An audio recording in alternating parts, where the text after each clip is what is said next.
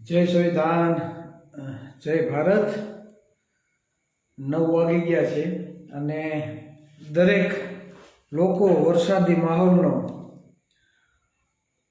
ઘણા મિત્રો આનંદ લઈ રહ્યા છે જેને જમીન નથી એ, અને ઘણા લોકોને માવઠાના હિસાબે ઘણી બધી નુકસાની થઈ હશે. નેતાઓ બધા સર્વેમાં અને અમુક નેતાઓ ફોટા પડાવવામાં વ્યસ્ત છે. અમુક માનવતાવાદી નેતાઓ કોઈ ખેડૂતોને કે ખેત મજૂરને પડતી તકલીફોમાં તેના સહાય માટે મદદરૂપ થતા હશે, અને ઘણાને ફોટા પડાવવામાં ઇન્ટરેસ્ટ હશે, ઘણાને વાસ આવતી હશે. આ 3-4 દિવસના સમયગાળામાં વરસાદોની સાથે સાથે ઘણા મિત્રોએ અને આપણા જેવા લોકોએ ઘણી બધી વાસ્તવિકતા જોઈ હશે. ખાસ કરીને નેતાઓના અલગ અલગ રૂપ કે ઉપરથી કોઈ આદેશ હોય અને એક લેખિત રજૂઆત કરે તો વાહે બધાએ લાગઠ શરૂઆત કરી દીધી લેખિત રજૂઆતની. હજી તો વરસાદ પડ્યો એને 1 જ દિવસ થયો હતો, દિવસો જાજાઈ નહોતા થયા તા તો એકે શરૂઆત કરી તો લાગઠ બધાએ શરૂઆત કરી દીધી કે ભાઈ ખેડૂતોને જે ખેત નુકસાન થયું છે તો તેની ભરપાઈ કરવામાં આવે. લાગઠ જ્યાં તમે જો ત્યાં બધા રાજકીય આગેવાનો ટપોટપ ચોમાસામાં જેમ પેલા ફૂદલા આવે કે નહીં એ બહાર નીકળે, ડેડકાઓ બહાર નીકળે, એ જ રીતે શું જાણે આ લોકોને કેવી માનવતા હોય, બધા ટપોટપ બારોબાર નીકળવા માંડ્યા અને કોઈ એક લેખિત રજૂઆત કરી, બધાએ કોપી પેસ્ટ કરી અને સરકારમાં રજૂઆતો કરવા માંડ્યા. તેમાં સત્તા પક્ષ હોય કે વિરોધ પક્ષ હોય કે સામાજિક સંગઠન હોય, બધા વ્યક્તિઓએ લેખિત રજૂઆતો કરવા માંડ્યા. લેખિત રજૂઆત થઈ ગઈ અને આજે 4 કે 5 દિવસ થઈ ગયા છે, અને હજી પણ આગામી દિવસોમાં પણ હજી વરસાદની આગાહી છે, એટલે હજી પણ નુકસાની થશે ખરી. કેમ કે વરસાદ માવઠું પડે તો એમ લાગે કે ભાઈ થોડોક વરસાદ પડે, ચાલો 1.5 ઇંચ 1 ઇંચ કે 1/2 ઇંચ વરસાદ પડે, પણ જ્યાં વરસાદ પડ્યો છે ત્યાં 8 ઇંચ પડ્યો, 10 ઇંચ પડ્યો, અને પૂરની પણ સમસ્યાઓ આવી છે. તો આ બધી બાબતોથી દરેક વ્યક્તિએ રજૂઆતો કરી, એમાં એક વસ્તુ કોમન છે અને એક વસ્તુ સરખી છે. શું વસ્તુ સરખી? કે બધા એવું જ લખ્યું છે કે માવઠાને કારણે જે વરસાદ પડ્યો છે એમાં ખેડૂતોનો મોલ ખરાબ થયો છે તો એનું વળતર ચૂકવવામાં આવે. તો દરેક વ્યક્તિની જ્યાં દ્રષ્ટિ જાવી જોઈએ ત્યાં બધાની દ્રષ્ટિ ગઈ નથી, અને હું એ જ વાસ્તવિકતા તરફ જે લોકો લાઈવ જોઈ રહ્યા છે અને જે લોકો લાઈવ જોશે તેને ખરેખર વાસ્તવિકતા તરફ હું દ્રષ્ટિ કરાવવા માંગુ છું કે ખરેખર સૌથી વધારે મુશ્કેલી કોને પડશે? ખરેખર ખેડૂતોને તો પડવાની જ છે, બરાબર, પણ ખેડૂતોને સાથે સાથે કઈ કઈ મુશ્કેલીઓ પડવાની છે, અને ખરેખર આ જે કુદરતી આફત જે આવી છે તે ખરેખર કોને કોને સ્પર્શ કરશે તેની વાસ્તવિકતા રજૂ કરવા માટે એ બાજુ દ્રષ્ટિ જાય તેના માટે આપણે લાઈવ થયા છે. તો આજે ખાસ કરીને બહોળો સમાજ, કોળી સમાજ અને ખાસ ખેડૂત વર્ગ, એમાં દરેક સમાજ આવી જાય, અને ખાસ કરીને જે લોકો 15 વીઘા 20 વીઘા 25 વીઘા કે કોક તો 100 150 200 વીઘા લઈ બેઠા હશે, તો તમને શું લાગે કે એટલા વીઘા જેની પાસે વધારે જમીન છે તો એ પોતે જ પોતાના પરિવારની સાથે રહીને ખેતી કામ કરતા હશે? મને તો નથી લાગતું. કેમ કે ઘણા એવા ગામડાઓ છે કે જેને ખેતી નથી કરતી, ત્યાંથી સ્થળાંતર કરી અને સિટી બાજુ પર્યાણ કરી લીધું છે. પછી સુરત હોય, વડોદરા હોય, અમદાવાદ હોય, આવા રાજકોટ જેવા સિટીમાં લોકો સ્થળાંતર તરીકે પોતે સ્થાયી થયા છે ઉદ્યોગ ધંધા માટે, પોતાના બાળકોના શિક્ષણ માટે, અને પોતાના ગામડામાં જે જમીનો છે એમને પડી છે અને ભાગ્ય આપી દીધા છે. સમજાય છે? 60 થી 70% જમીનો એવી છે કે કોઈને ખેતી નથી કરવી, એમને ગામડામાં એમને પડી છે અને ત્યાં ભાગ્યા દ્વારા ખેતી કરાવે છે. મેન વાત જે હું કહેવા માંગુ છું એ છે કે ખેડૂતને નુકસાન થયું છે તે વાત સાચી કે ખરેખર ખેડૂતને નુકસાન થયું છે. પણ આજે 60 થી 70% સૌથી વધારે જમીન જે લોકો ધરાવે છે તે ખુદ ખેતી કરવા નથી જતા. આજે એની પ્રજાને ખેતીના ઓજારોના નામ પણ યાદ નહીં હોય.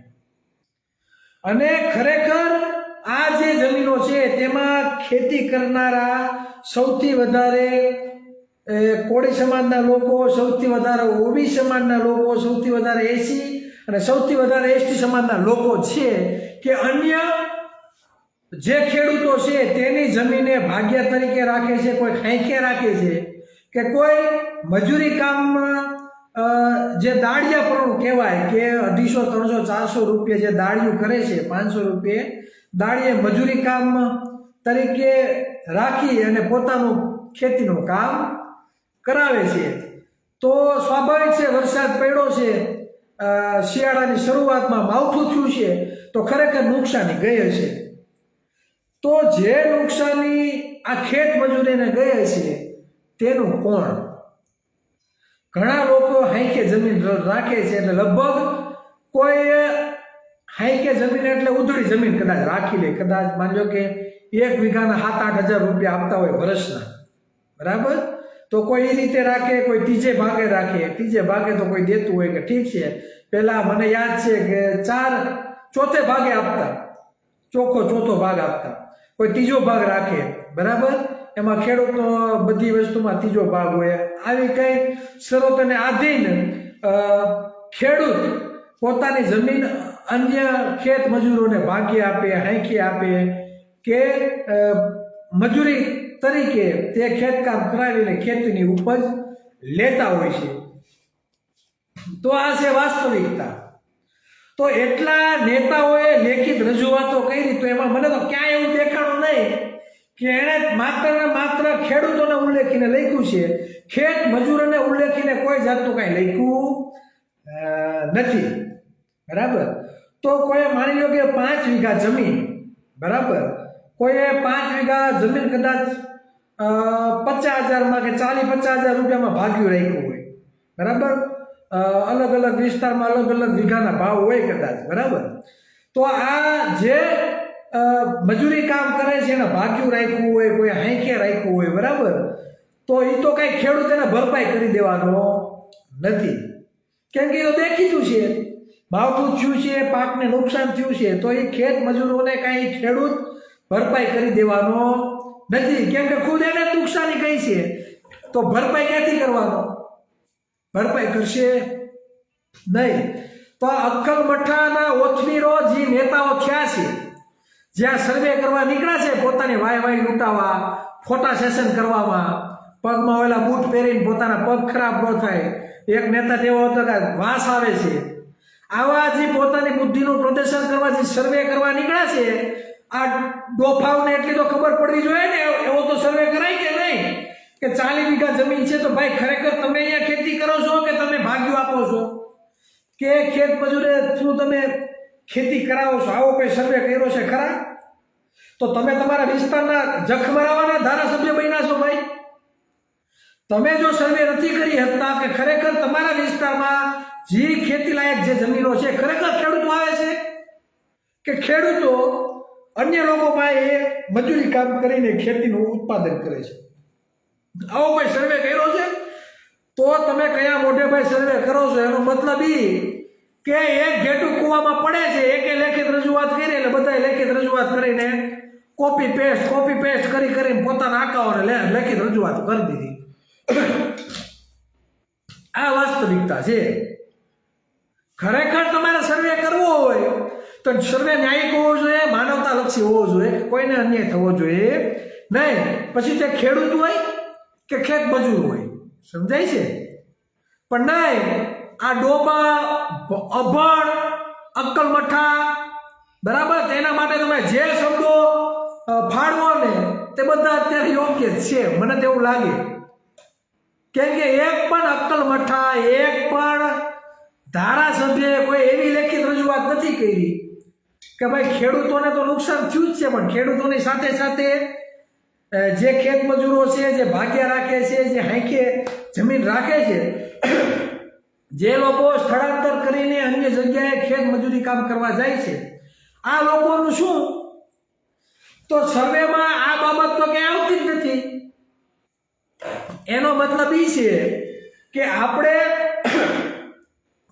એવા નેતાઓને મત આપ્યો છે કે નેતાઓ એના આકાઓ આદેશ આપે કે જાઓ તૂટી પડો તમારા વિસ્તારના ખેતરોમાં અને જોયા આવો ને ફોટા પાડી આવો, એટલે પ્રજાને એમ થાય કે સત્તા પક્ષના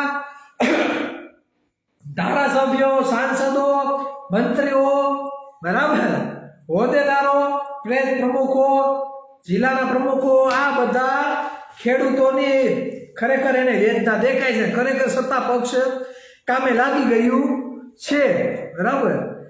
તો આ એક પણ અક્કલના ઓથવીરોને એ ખ્યાલ નથી કે એનો બાપ ખેતીમાં ખેડૂતોની જમીન, બરાબર, 60 થી 70% તો ખેત મજૂરો આવે છે.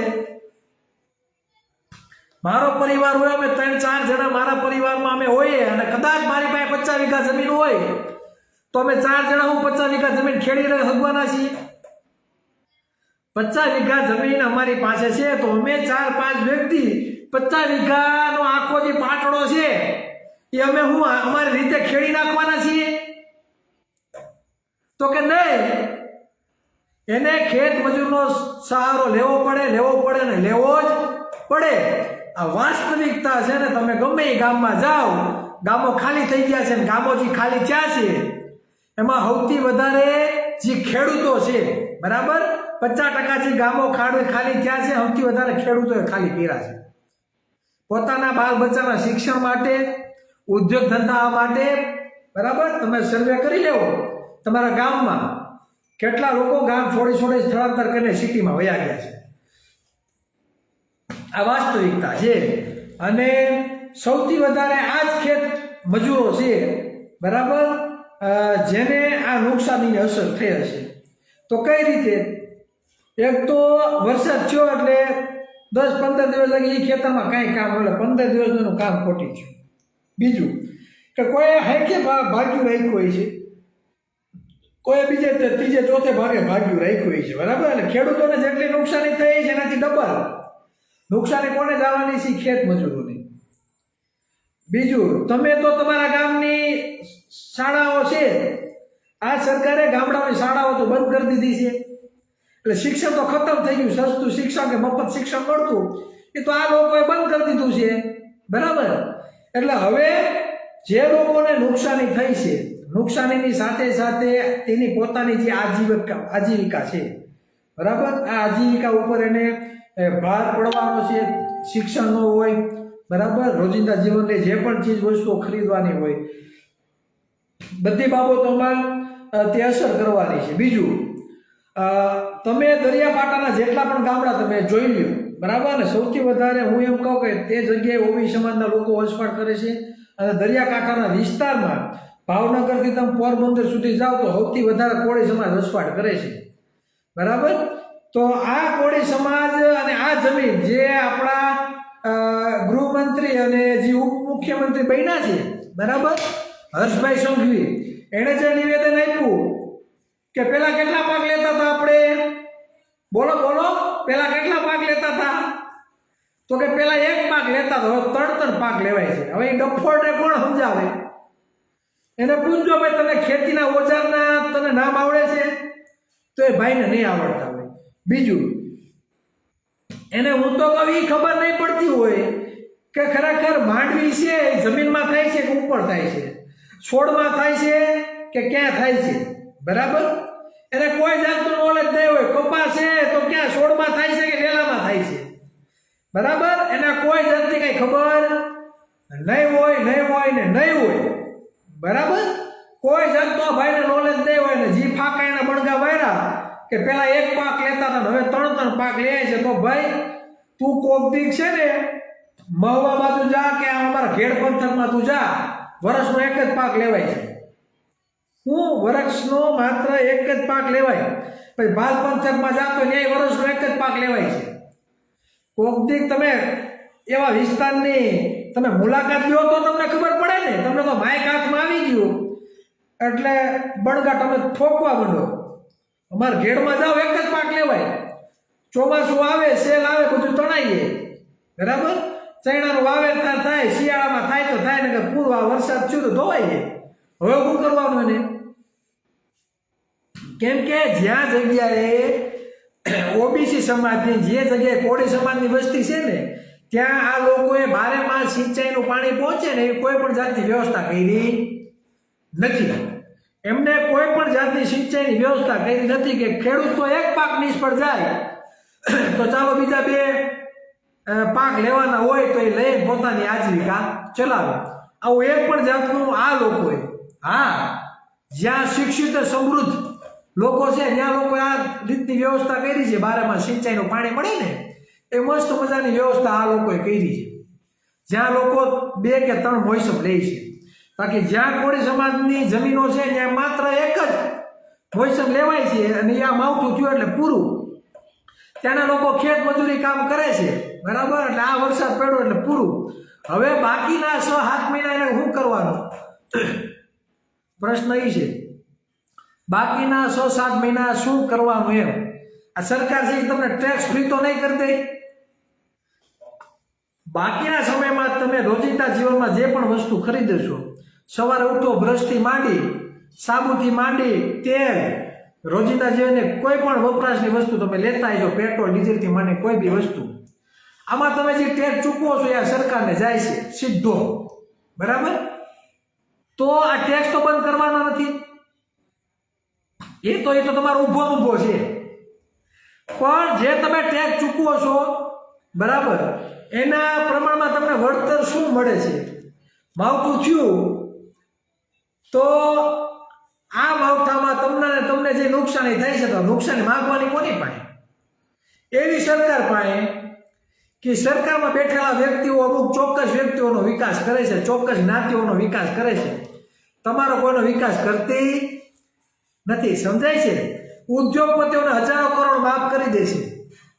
ઉદ્યોગપતિઓને હજારો કરોડ માફ કરી દે. ધારાસભ્યો માટે કરોડો રૂપિયાના 4 બેડરૂમ બનાવશે ફ્લેટો. બરાબર? પણ તમારા માટેની વ્યવસ્થા એના માટે કોઈ પણ જાતની નથી. તમને માત્ર ટેક્સ તમારે ચૂકવાનો છે. સમય આવે તમારે ખાલી મતદાન આપવાનું છે. બરાબર? બાકી તમારા માટેની કોઈ પણ જાતની વ્યવસ્થા નથી. હવે કદાચ સરકાર એક્શનમાં આવે કે ભાઈ અમે ખેડૂતોને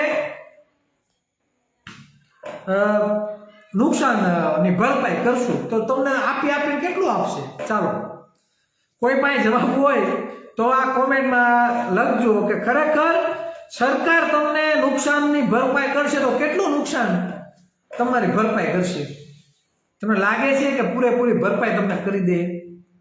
કોઈ જાતની ભરપાઈ પૂરેપૂરી કરવાના નથી. જેથી ભરપાઈ કરે ને તેથી પાછા આપણે લાઈવ થવું કે કેટલી આ લોકો ભરપાઈ કરશે.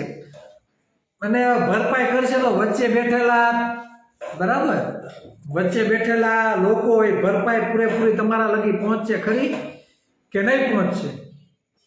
ખરેખર જેટલી નુકસાની એ સરકાર તમારી ભરપાઈ કરે તો ખરેખર બધી તમારી પાસે પહોંચી શકશે કે નહીં પહોંચે?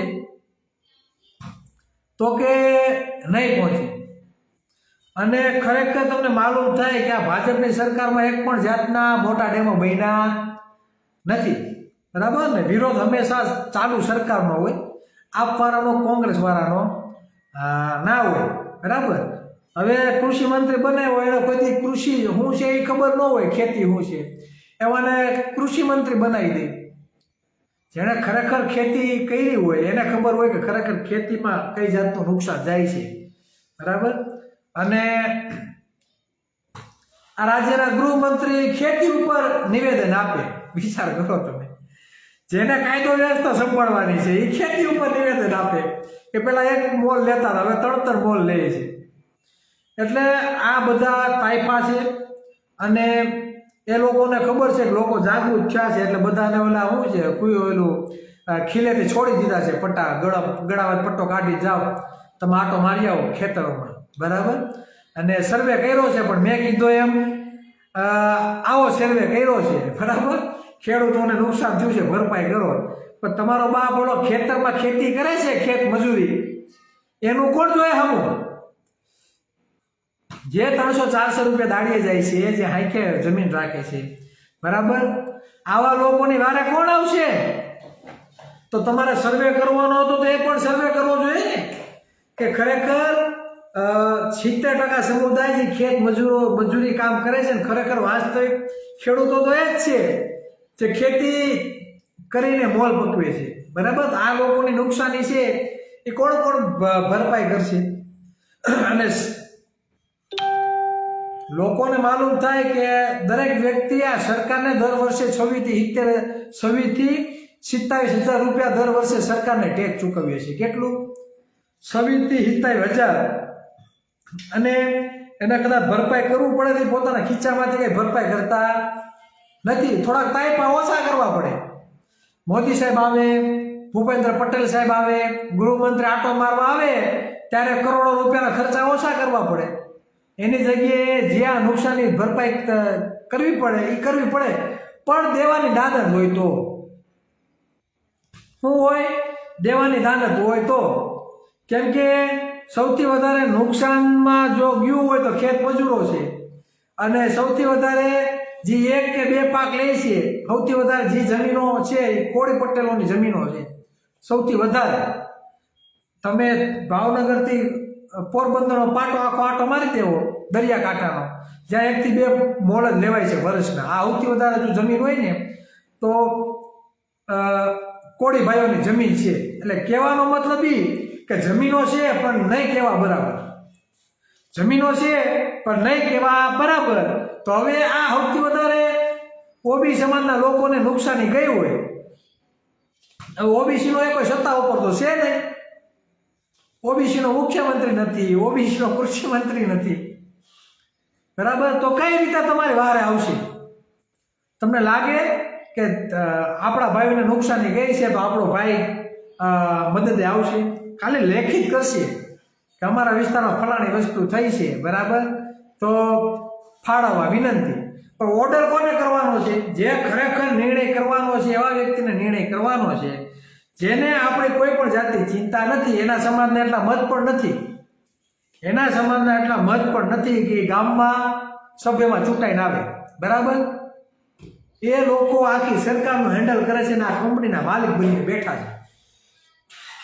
એટલે કહેવાનો તાત્પર્ય એ છે કે લોકોને ખાસ કરીને સૌથી વધારે મતદાતા જો આ કોળી ઓબીસી એસસી એસટી સમાજના લોકો છે મજૂરી કામ કરવા તો એને સમજવાની જરૂર છે તમે જે ન્યાયની ભીખ માગો છો ને જેની પાસે માવઠું થયું ને હવે તમે જે ભીખ માગો છો તમારા માટે તમારા ધારાસભ્ય લેખિત રજૂઆત કરે છે પણ જેની પાસેથી સહાય મળવાની છે જેની સહીથી સહાય મળવાની છે બરાબર ત્યાં નેતૃત્વ કરવાવાળા એ પણ ઓબીસી એસસી એસટી સમાજના લોકો નથી માત્ર તમારા મતના ઉપયોગ લઈ અને તાઇફા કરે છે અને એના સમાજના વિકાસ માટેના નિયમો નીતિઓ આ બધું બનાવશે બરાબર એટલે આપણો ભાઈ હોય તો એને ચિંતા થાય કે મારા ભાઈઓના ખેતરમાં નુકસાની થઈ છે તો હું એને વળતર આપું પણ સ્વાભાવિક છે આપણું કોઈ નથી એટલે આપણું કોઈ સાંભળવાનું પણ નથી આ સમાજે હંમેશા માગવાનું કર્યું છે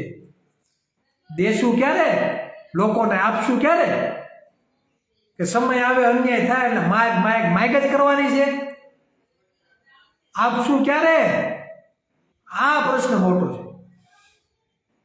બરાબર સત્તા ઉપર બેઠા હોય તો એમ કહે છે કે 50,000 કરોડ રૂપિયા આપણે વાપરવાના છીએ ખેડ પંથકમાં 12 માસ સિંચાઈનું પાણી મળે બાલ પંથકમાં 12 માસ સિંચાઈનું પાણી મળે માવઠું થયું છે તો આ વિસ્તારમાં સૌથી વધારે આપણા ભાઈઓ છે તો ખેડૂતોને દેવું માફ કરી દે અને 20,000 કરોડ રૂપિયા અમે ચાલો ફાળવી દઈએ પણ દેવાની દાનત હોય તો દેવાની દાનત ક્યાંથી હોય કેમ કે આપણું હોય નથી આપણા વ્યક્તિ નથી એટલે એને દેવાની દાનત આવી જાય નહીં હોય ને કાંઈ લઈ 2,65,000 કરોડ રૂપિયા આ દેશ આ ગુજરાતનું બજેટ છે. કેટલું?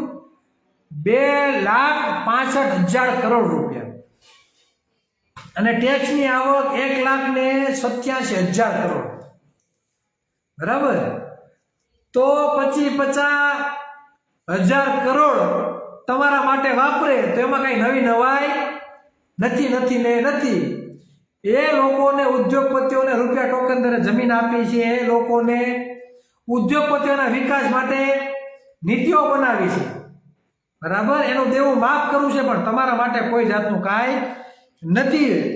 મારે આમાં આજે જે લાઈવ થવાનું મેઇન કારણ હતું કે ખરેખર જે વાસ્તવિક ખેડૂત છે, ખરેખર ખેડૂત જે ખેતરમાં ખેતી કરે પછી જેની જમીન હોય તે પણ અને જે મજૂરી કામ કરે છે તે પણ, તે દરેક વ્યક્તિ ખેડૂતની વ્યાખ્યામાં આવે છે. એ વ્યાખ્યામાંથી તેને કોઈ બહાર કાઢી શકે નહીં. તો આ જેટલા પણ મહાશયોએ લેખિત રજૂઆતો કરી છે તો તેના સુધી આ વિડીયો પહોંચે અને એને માલુમ થાય કે ખેડૂત તો ખાલી બણગા મારવા કરતા ખરેખર ખેડૂતે વ્યાખ્યામાં કોણ આવે છે તેની પણ આ સરકારને ખબર પડે. બરાબર? તેવી રજૂઆત કરજો. અને આપણા ડોબાઓને જ ખબર નથી, આપણા વિસ્તારમાં આપણા ધારાસભ્યોને ભાન નથી પડતી કે આપણા લોકો છકડા રિક્ષામાં સવારે ઉઠી કોના દાળીએ જાય છે કપા વીણવા કે માંડવી વીણવા. તમને નથી ખબર ભાઈ? તમને ખબર નથી? આજે આપણા ધારાસભ્ય છે ને એની વાત કરું છું. તમારા વિસ્તારમાં કોઈ છકડા રિક્ષામાં બેન કોઈ મજૂરી કામ કરવા જાતું જ નથી ભાઈ. તો હું હાલી મર્યા છો અને કયા મોઢે તમે ધારાસભ્ય થઈને બેઠા છો? એટલો તો અક્કલ હોવી જોઈએ તમને કે મારા વિસ્તારના સવારે ઉઠીને રોડ ઉપર ઉભો રહો ને તો સૌથી વધારે મજૂરી કામ કરવાના કોળી સમાજની બેનથી કર્યું છે, સૌથી વધારે દલિત સમાજની બેનથી કર્યું છે, ઓબી સમાજની બેનથી કર્યું છે. તો તમે જોતા નથી અહીં કે પાટા બાંધ્યા છે તમને? હાલની હું મહિના છો, ધારાસભ્ય મહિના છો તો દરેકને સરકાર રાખવાની ફરજ તમારી પહેલા આવે. આ તો એકે રજૂઆત કરી એટલે ઓયલાની કોપી પેસ્ટ કરીને સીધો લેટર પેડ કાઢીને ઓયલાની કોપી કરીને આમાં પેસ્ટ કરીને સીધું ફરફર્યું જવા દીધું.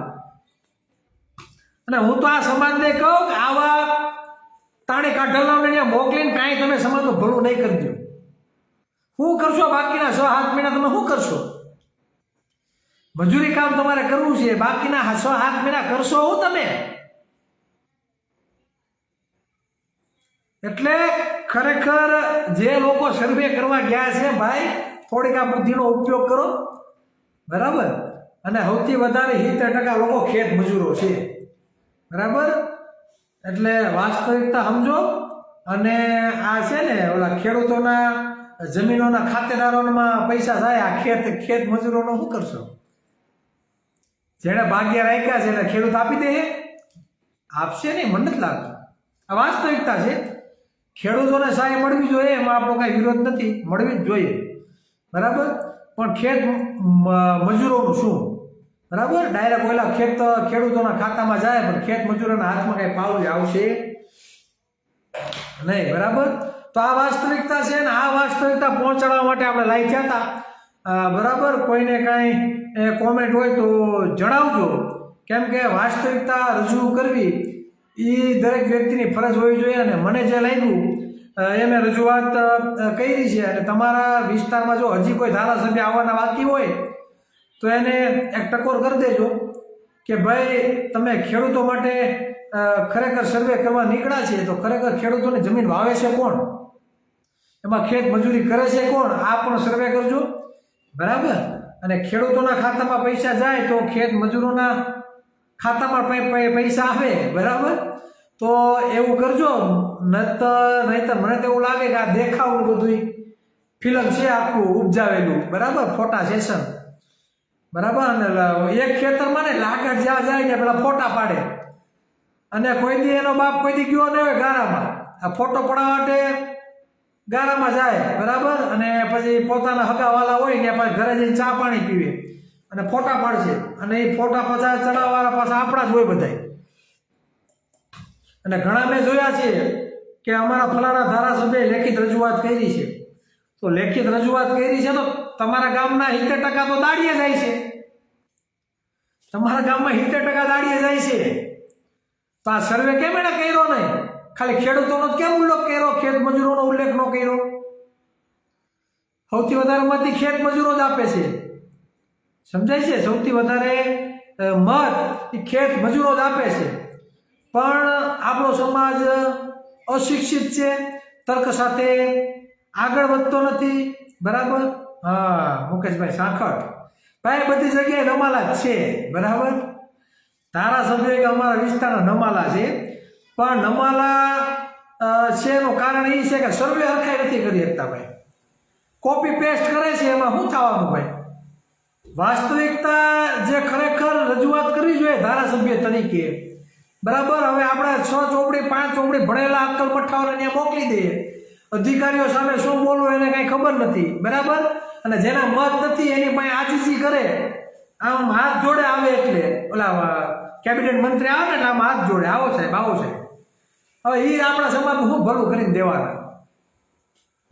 અને હજી કહું છું, તમે તમારા જે લોકો ગામ વિસ્તારમાં રહેતા હોય, અમે ફોને કર્યા છે ને લોકોએ પોતાના ખેતરના ફોટા હોતાને આપણે મોકલા છે કે ચિરાગભાઈ બીજા કોઈનું નહીં પણ મારા જ ખેતરના હું તમને ફોટા મોકલું, અમારા પાથરા પલળી ગયા છે. બરાબર ને? સૌથી વધારે જે પાથરા પલળ્યા છે મહુવા તમે જોવો, તળાજા બાજુ જોવો, ગીર સોમનાથ તમે લઈ લો, વેરાવળ બાજુ તમે લઈ લો, પછી તમે આમ પોરબંદર ઘેડ વિસ્તારમાં જાઓ, માધુપુર બાજુ જાઓ, શીળ બાજુ જાઓ, કેશોદ વિસ્તાર લઈ લો, માંગરોળ વિસ્તાર. બરાબર? આ વિસ્તારમાં સૌથી વધારે કોળી સમાજના લોકો વસવાટ કરે છે. અને જ્યાં અત્યારે મોસમની સિઝન ચાલુ છે માંડવીની, અને બધાના પાથરા ખેતરોમાં પડ્યા છે. બરાબર? એટલે નુકસાન અટૂટ થયું છે. અને આ લોકો જે ગતિએ સર્વે કરે છે એ જ ગતિએ, મને નથી લાગતું કે તમે એ જ ગતિએ તમને પૈસા ફાળવી દે. બરાબર? એટલે જેટલું નુકસાન થયું છે એ નુકસાન પ્રમાણમાં તમને વળતર મળશે નહીં. કેમ કે વળતર ચૂકવનાર અને આદેશ આપવા વાળો આપણો છે નહીં. એટલે હજુ કહું છું, જાગી જાઓ. આવા નમાલા માયકાંગલા જે ધારાસભ્ય બનીને બેઠા છે, બરાબર, એને ખેત મજૂરોની ચિંતા નથી. બરાબર? ખેત મજૂરોની ચિંતા નથી. એને 200, 250, 300 વીઘા, 1000 વીઘા જમીનો જે બેઠા છે, લઈને બેઠા છે, ઉદ્યોગપતિઓ છે. આવા ખેડૂતો અને ઉદ્યોગપતિઓની ચિંતા છે. તમારી કોઈને ચિંતા નથી. બરાબર? એટલે વાસ્તવિકતા ઓળખો અને આ વાસ્તવિકતા હર ઘર સુધી પહોંચે તેના માટે શેર કરો, તમારા વિચારોમાં રજૂઆત કરો. તમારા ગામમાં હવે કોઈ ધારાસભ્ય કે રાજકીય આગેવાન આવે તો એક આશા રાખું કે તમે એક પ્રશ્ન કરજો, કહીજો એને કે ભાઈ તમે ખેત મજૂરોનો સર્વે કર્યો છે ખરા? તો કે નહીં. મેં હમણાં સર્ચ કર્યું તો 2011નો ડેટા એવું કહે છે કે 69 લાખ, હાલો અંદાજે 70 લાખ લોકો ખેત મજૂરો છે. કેટલા? 70 લાખ. 2.5-3 કરોડની વસ્તીમાં 70 લાખ. આ 2011નો આંકડાની વાત કરું છું. બરાબર? 70 લાખ લોકો ખેત મજૂરો છે. હવે તમારા અંદાજ લગાવી દેવાનો કેટલા લોકો ખેત મજૂરો છો અને એમાં કેટલામાં આપણો સમાવેશ થાય છે. બરાબર? બસ વધારે વાત નહીં કહેતા આશા રાખું દરેક મિત્રો પાસે કે પોતાના મંતવ્ય રજૂઆત કોમેન્ટ દ્વારા કરે અને આ વિચારો ઘર સુધી પહોંચે. જો સારું લાગે તો શેર કરો. જય સંવિધાન, જય ભારત, જય હિન્દ, જય જવાન, જય કિસાન.